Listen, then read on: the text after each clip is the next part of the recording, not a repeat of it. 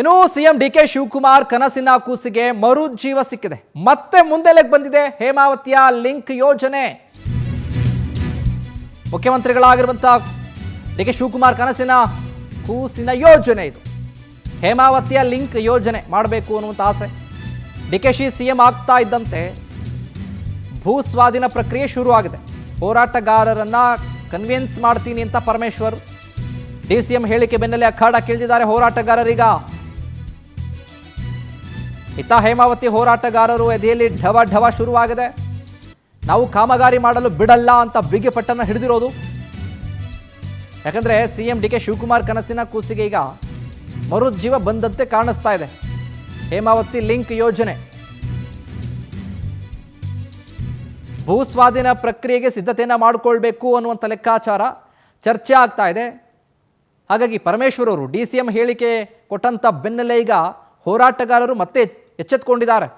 ಯಾವುದೇ ಕಾರಣಕ್ಕೂ ಈ ಯೋಜನೆಯನ್ನು ಮಾಡೋದಕ್ಕೆ ಬಿಡೋದಿಲ್ಲ ನಾವು ಅಂತ. ಯಾಕಂದರೆ ಈ ಏನು ಹೋರಾಟ ಮಾಡ್ಕೊಂಡು ಬರ್ತಿದ್ರಲ್ಲ ಅವ್ರ ಎದೆಯಲ್ಲೂ ಕೂಡ ಈಗ ಢವ ಢವ ಶುರುವಾಗಿದೆ.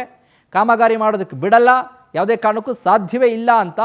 ಆದರೆ ಸರ್ಕಾರ ಏನು ನಿರ್ಧಾರ ತೆಗೆದುಕೊಳ್ಳುತ್ತೆ?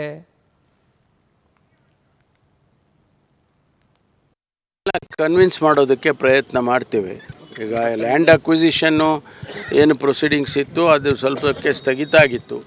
ಅದನ್ನು ಈಗ ಶೀಘ್ರವಾಗಿ ಮಾಡಿ ಅಂತೇಳಿ ಈಗಾಗಲೇ ಮುಖ್ಯಮಂತ್ರಿಗಳು ಸೂಚನೆಯನ್ನು ಕೂಡ ಕೊಟ್ಟಿದ್ದಾರೆ. ಹಾಗಾಗಿ ಅದಕ್ಕೆ ಲ್ಯಾಂಡ್ ಅಕ್ವಿಸಿಷನ್ ಪ್ರೊಸೀಡಿಂಗ್ಸನ್ನು ಮುಂದುವರಿಸ್ತೇವೆ. ಕೆಲಸವನ್ನು ಕೂಡ ಪ್ರಾರಂಭ ಮಾಡ್ತೇವೆ. ಯಾರು ವಿರೋಧ ಮಾಡ್ತಾ ಇದ್ದಾರೆ ಅವರಿಗೆ, ರೈತ ಸಮುದಾಯದಲ್ಲಿರ್ತಕ್ಕಂಥ ಜನರಿಗೆ ಅವರಿಗೆ ಕನ್ವಿನ್ಸ್ ಮಾಡೋದಕ್ಕೆ ಪ್ರಯತ್ನ ಮಾಡ್ತೀವಿ. ನೀವೇ ಕೂಡ ನೀವು ಕೂಡ ವಿರೋಧ ವ್ಯಕ್ತಪಡಿಸಿದ್ರಿ ಬೇಡ ಅಂತ. ಇಲ್ಲ, ನಾನು ಇವಾಗ ಸರ್ಕಾರದ ತೀರ್ಮಾನ ಅಂತ ಹೇಳಿದ್ದೆ. ನಾನು ವೈಯಕ್ತಿಕವಾಗಿ ಏನಾರು ಇರ್ಬೋದು.